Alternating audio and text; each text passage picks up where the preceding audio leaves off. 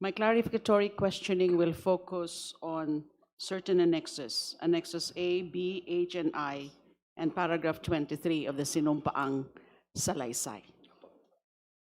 Nabanggit niyo po, Senator Trillanes, sa paragraph 9 ng inyong Sinumpaang Salaysay, na sa tulong ng mga accountants at finance specialists, napag-alaman ninyong mayroong kabuuang mahigit 2.4 billion piso. Ang exact amount po ay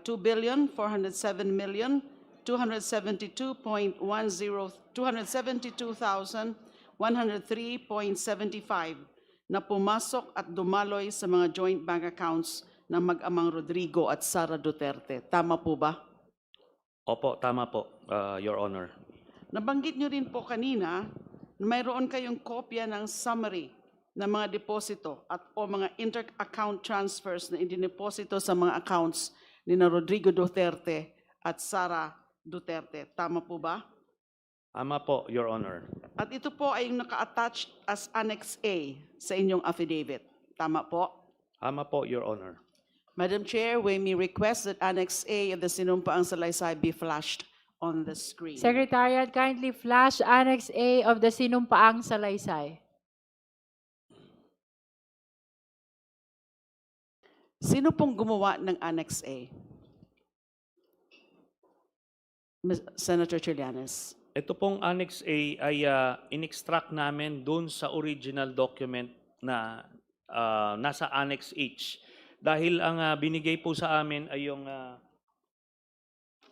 bali ganito po, no? Aside sa isang soft copy, ang binigay po sa amin ni Ginoong De Mesa ay ganito po na dokumento.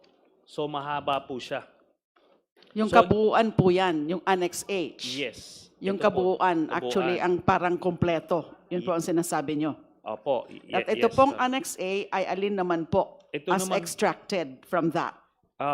In-extract po ito lahat po ng naideposito o nag-credits doon sa joint account ni Sara Duterte at ni Rodrigo Duterte po. Okay, Your Honor. wala pa po ba yung...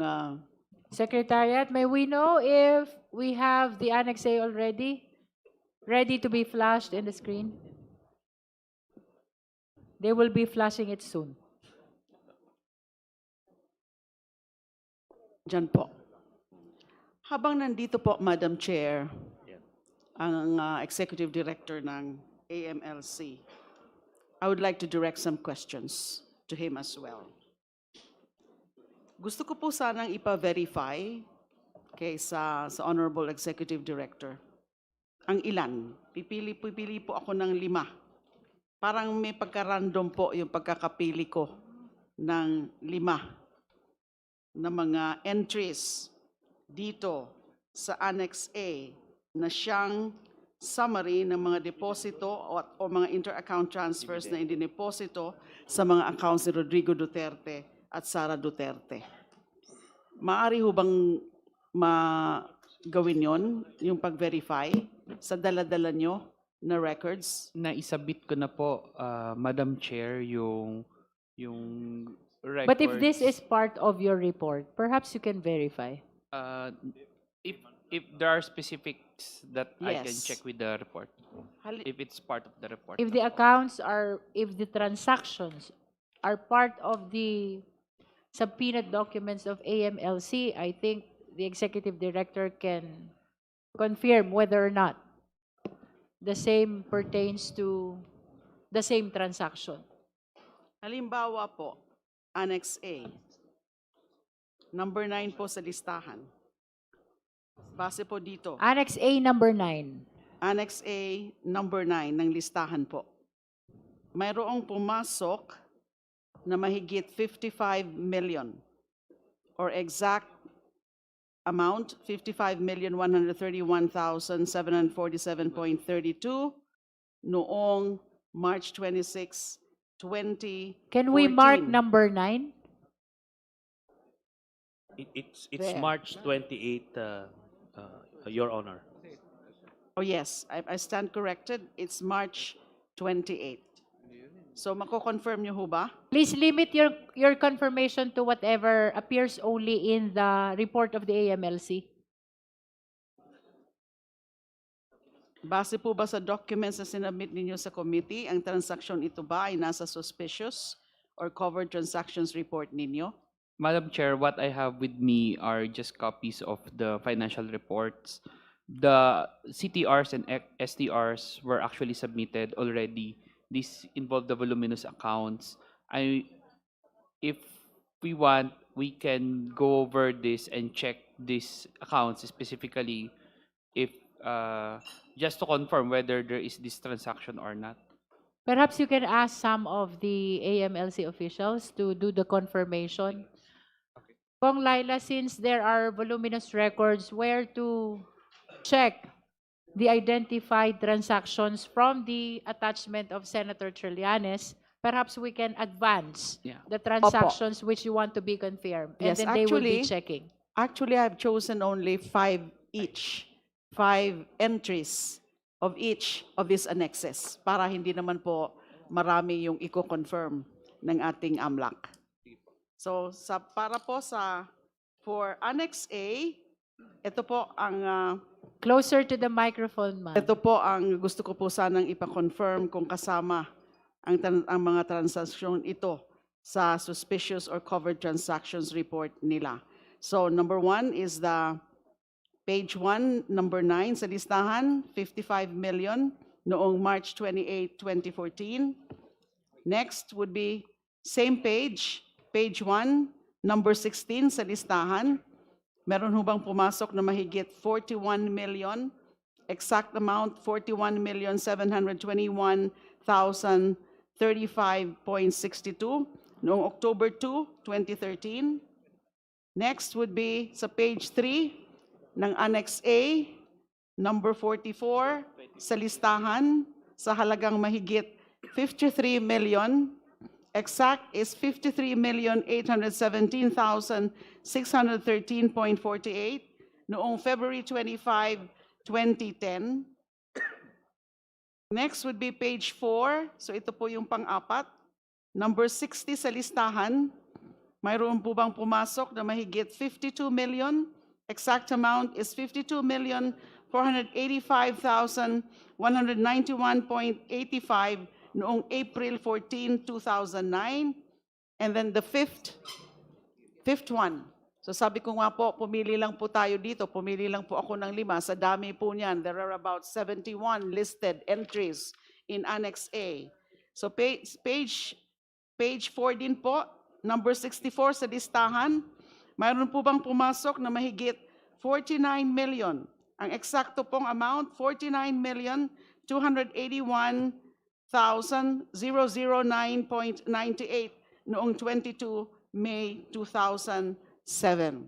Yun po sa Annex 1. Madam Hindi. Chair, can we be given a bit of Yes. time and then we'll revert, we'll just check one by one. The Honorable Dilima can proceed to the next clarificatory question. We'll go back to that after they are able to confirm from their records. Yes, Madam Chair. So let's proceed to Annex B. So this is also confirmation of transactions? Confirmation but some preliminary question lang po. Isang preliminary question lang po kay Senator Trillanes. You for may this. proceed. So sa Annex B nyo po, balikan po natin na nabanggit nyo rin po sa paragraph 12 ng inyong sinumpaang salaysay na may mahigit 111 million piso o eksakto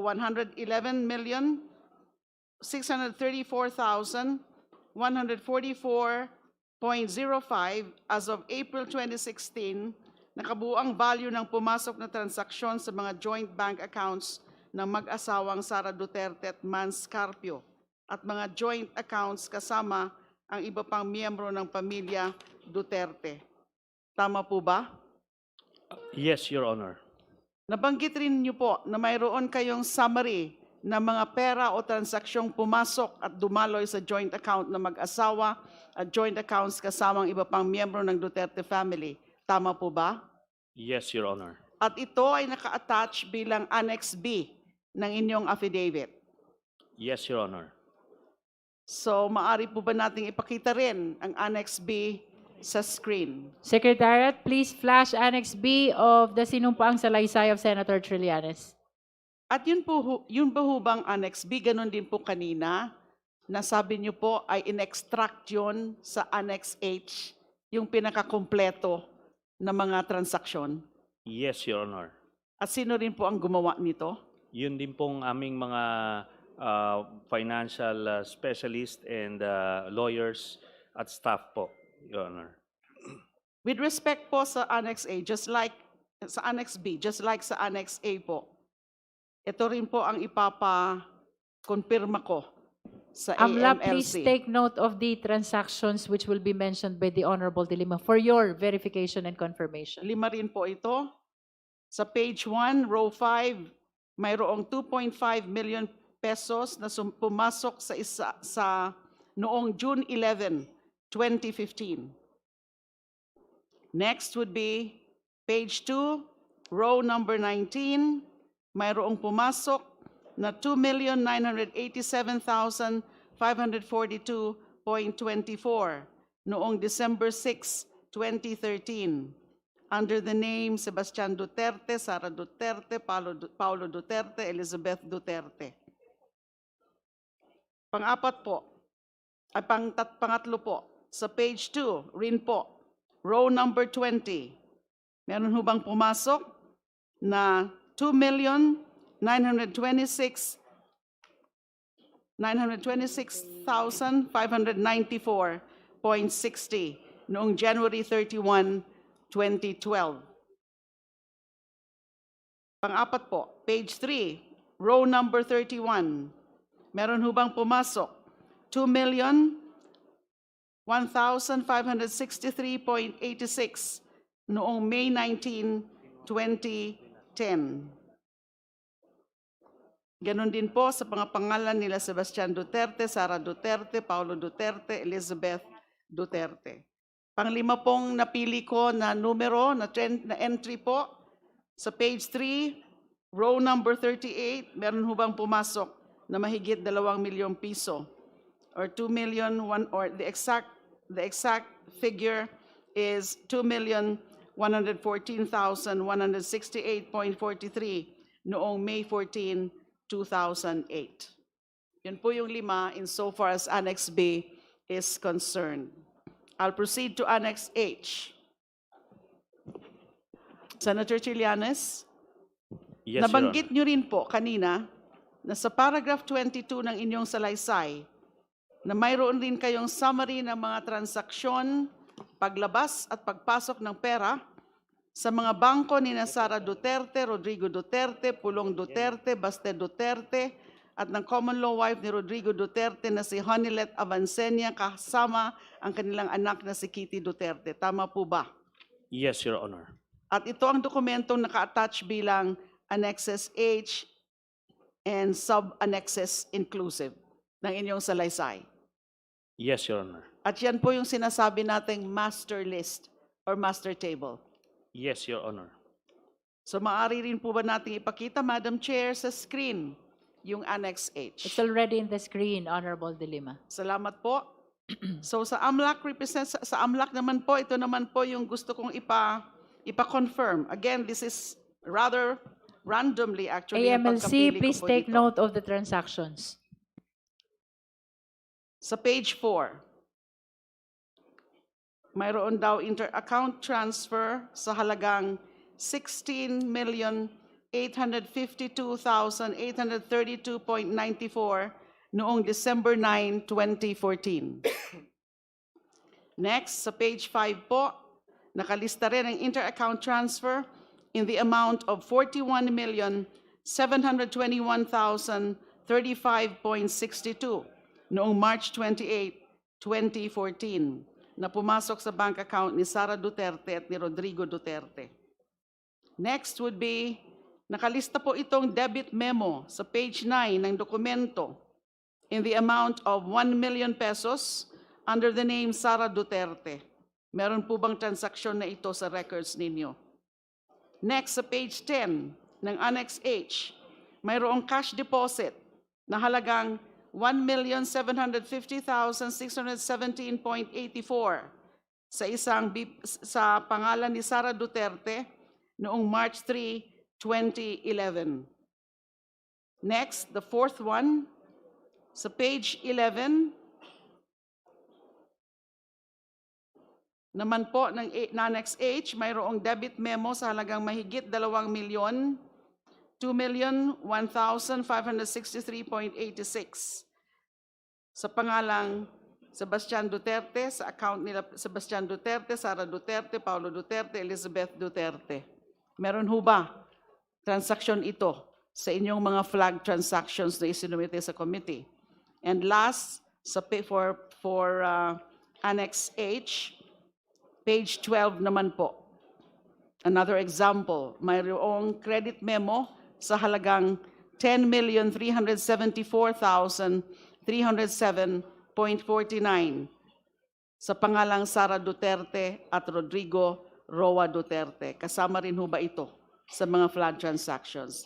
I wish to point out, Madam Chair, na sa pagpili ko po dito ng mga parang mga random entries, ay hindi ko na po siyempre sinama yung mga napili ko rin doon sa Annex A and Annex B dahil ito nga pong Annex H is already the master table. Senator Trillanes, sa paragraph 23 po ng inyong sinumpaang salaysay, nabanggit nyo rin na base sa impormasyong inyong nakalap, tumanggap ng pera o nag-encash ng cheque si Sara Duterte at iba pang miyembro ng kanyang pamilya mula sa isang kilalang drug lord na si Sammy Uy o Samuel Uy. Tama po ba? Yes, Your Honor. At ito ay naka-attach bilang Annex I ng inyong affidavit. Tama po ba? Yes, Your Honor. May we flash again, may we flash also, Madam Chair, Annex I on the screen. Secretariat, kindly flash Annex I.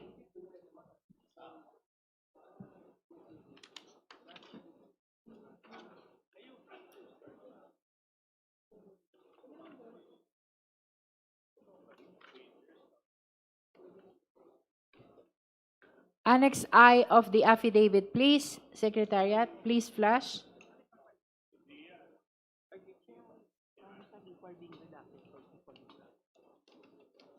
Secretariat is requesting for few minutes. There. Opo. Alala ko rin po, nabanggit nyo, na itong mga transaksyon na ito, mga entries na ito, para na ang recipient ay si Sara Zimmerman Duterte, Rodrigo Roa Duterte, Sebastian Duterte, Paulo Duterte, at Shelito Avancenia, na supposedly galing kay Samuel Uy, kilalang drug lord na si Samuel sa Sammy o Samuel Uy. Mga nasa manager's checks po ito. Tama po ba? Yes, Your Honor. At kapansin-pansin din po, na karamihan ng entries dito, kasama na yung, yung kung saan ang recipient ay si Sara Zimmerman Duterte, uniform amount. Di ho ba? Yes, Your Honor. Kay Sara Duterte, yung dated March 17, 2011, October 25, 2011, and April 24, 2011, lahat po yun, yung tatlo na yun, ay in the amounts of 7,440,846.07. Yes, Your Honor. And same with the one of Digong Duterte as well. Yeah, two of the three. Yeah, two of the Kay Digong Duterte, Rodrigo Duterte. Ganon din yung para kina Sebastian Duterte, mga uniform amounts in manager's checks. Yes, Your Honor. Ganon din po yung kay Paulo Duterte, uniform amounts. Yung kay Sebastian Duterte po, uniform amounts of 10,316,592.68 or 0.18 or 0.68. At yung kay Paulo Duterte, uniform amounts of 9,703,609.39. At yung naman kay Shelito Avancenia, uniform amounts din po, limang entries po ito,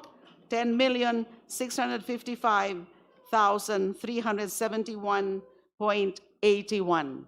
Tama po ba? Doon po sa kay Hanilet Abansenya, same po yung last three, pero yung first two, less than 1 peso and 50 centavos. Okay. Parang ganun po. Halos pareho. Yes, Your Honor. Opo. At i-point out ko lang, Your Honor, na makikita nyo yung pattern ng deposito. Kaya tinawag ko ito na dividendo dahil meron pong pattern yung pag-deposit nila or pag-encash ng manager's check ng April or March tapos October. So, ganun palagi po yung pattern niya. Every 6 or 7 months, Ang pagpasok. nagbibigay po ng dividendo through manager's check na ang account owner po dito ay si Sammy Uy. Siya po ang account Siya ang account Siya po ang owner. account owner.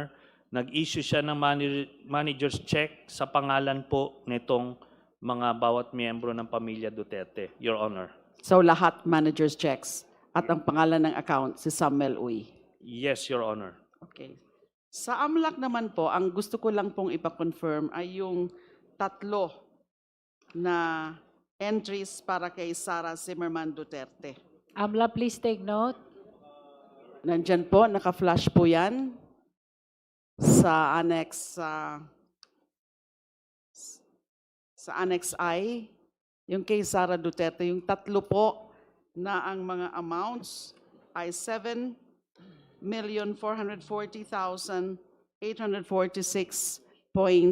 7,440,846.07. Yung una po, pumasok ng March 17, 2011. Yung pangalawa po, manager's check din at same amount noong October 25, 2011. At yung pangatlo po, parehong amount noong 24 April 2012. So yun po ang gusto ko po sanang ikumpirma ng AMLAC kung kasama sila doon sa listahan, doon sa mga suspicious transactions. AMLA, please signify once you're ready to answer. And please limit your answer to the queries of the Honorable De Lima as to whether or not they are part of your report. That is to be consistent to the nature of our proceeding.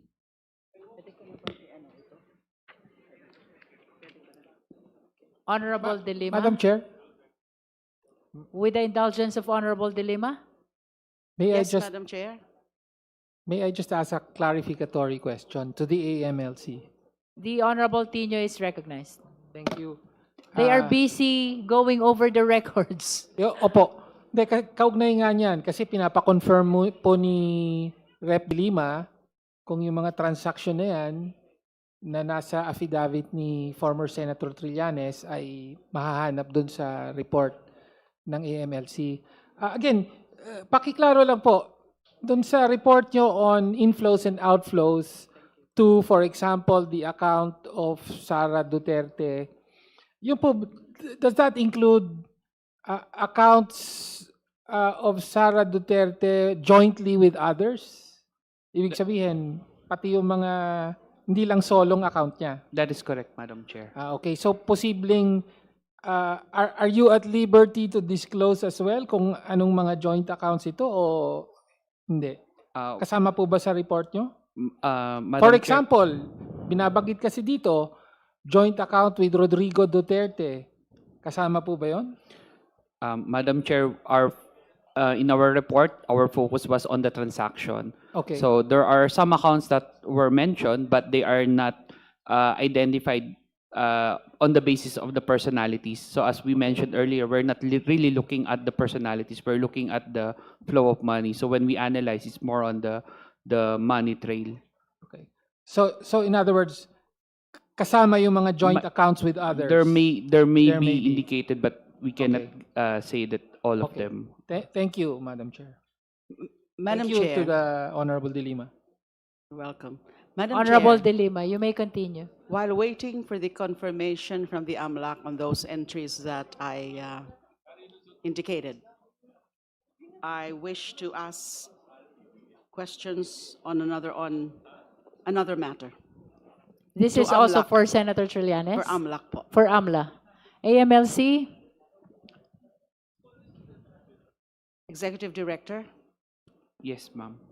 dun po sa mga submissions nyo sa committee, meron ho ba kayong sinubmit na document na confidential information sharing? Sorry. The confidential information sharing?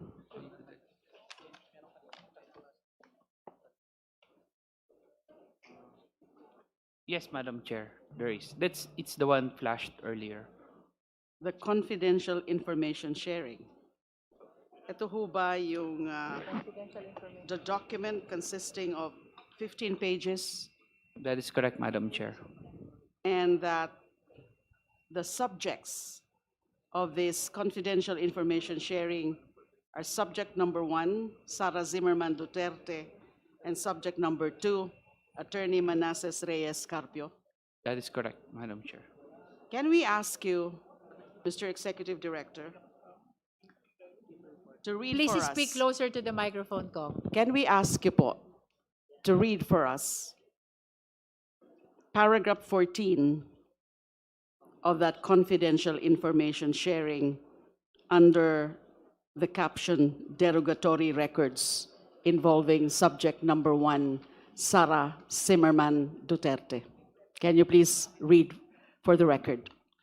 So based on records, derogatory records, number 14, VP Sara was the subject of suspicion in 27 confidential reports submitted by covered persons on 2 August 2024 to 29 January 2026, citing suspected activities involving drug trafficking and related offenses, graft and corrupt practices, and malversation of public funds and property. Drug trafficking and related offenses, so triggered in connection with the House Quad Committee hearing on former President Rodrigo Duterte's war on drugs, as well as by news reports alleging the involvement of VP Sara's husband in the 6.4 billion shabu importation in 2017. Graft and corrupt practices / malversation of public funds, there are in relation to news articles related to the impeachment case filed against VP Sara in 2025, as well as alleged misuse of confidential / intelligence funds. Pwede po bang ma-flash din po yan sa screen? Do we know what particular page is this? Paragraph 14, Page 6, Madam page Chair. 6 of 15. Paragraph 14. 14, Page page 6. 6. Yan po. Medyo hindi ho masyadong mabilis ho kasi masyado yung pagkakabasa kanina ni Executive Director. So I deemed it proper na ipakita po dyan. So that's derogatory records. At merong sinasabing suspected activities involving drug trafficking and related offenses, graft and corrupt practices, and malversation of public funds and property. So can we say that this is actually a product of the financial investigation? Pag nakalagay po, pag meron po kayong ganitong confidential information sharing, galing po saan ito? This one is reported by the banks, by the covered persons, By the- Madam Chair. By the covered by the bank covered or banking persons. institution as reported to you? Yes, As yes, reported Madam to Chair. AMLC? Yes, Madam Chair. Can we also ask you to read for the record and also to be flashed on the screen, Madam Chair? Paragraph 36, page 15, or the last page of this document. Paragraph 36, page 15. Can we ask the Honorable Executive Director to also read for the record as it is flashed on the screen? Derogatory records 36. Attorney Carpio was the subject of suspicion in 17 confidential reports submitted by covered persons on 14 September 2017 to 25 April 2025, citing suspected activities involving drug trafficking and related offenses and malversation of public funds and property. For drug trafficking and related offenses, triggered in connection with the news report on alleged involvement in the 6.4 billion shabu importation in 2017. Malversation of public funds, triggered by news articles in relation to his wife, VP Sara, alleged misuse of confidential / intelligence funds. So, pinapakita po nito na meron pala kayo talagang nakuha o nailagay, na-report na derogatory records involving the two subjects of your confidential information sharing. Based on records, yes, Madam Chair. Thank you, Madam Chair. Thank you. Is AMLA ready to answer the questions regarding transaction subject of confirmation? Whether or not the same appear in the AMLC report submitted to this committee. Are you ready? If you need more time, then we may proceed to other resource persons. So Are you Uh, ready? we are ready partially, Madam Chair, so we can at least. Okay. Please mention first the amount The and annex, then whether it's part or not of your report. Okay, for Annex H, Madam Chair, so to clarify, I am not confirming the report provided by, mentioned earlier because I am not privy whatever the source of that report. What I'm telling is there is a movement of funds on this particular date as reported to us, which is based on the covered transaction or suspicious transaction. Can we flash again Annex? Is that Annex H? Annex H, Madam Annex Chair. H.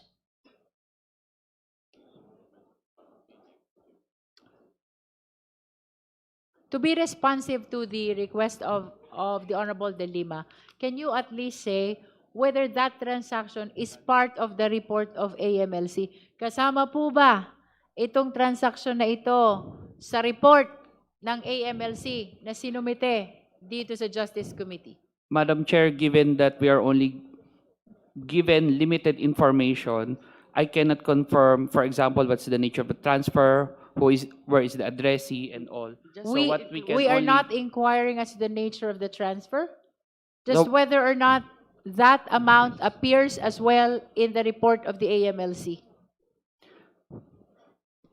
I can confirm, Madam Chair, if there is a movement of funds on that same date with the same amount involving the same That amount. will Would be fine? enough. yes. Okay. That will does be that- enough. okay.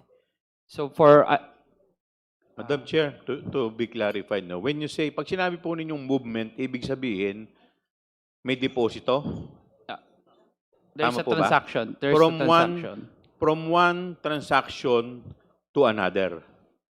Yes, Madam So, ibig Chair. sabihin, may deposito na ganitong amount sa isang bangko, pumasok sa isang bangko. Tama po ba? We'll have to verify if it is a fund transfer or fund out or deposit. Nonetheless, please limit your answer to what appears already Okay. in the report. Okay. So, for the guidance of the members, I think that will be enough response to the query of the Honorable De Lima, that on such date, there is similar transaction appearing in the AMLC report. Yeah. Let us be consistent to the nature of our proceeding, that we are merely determining the existence of probable cause.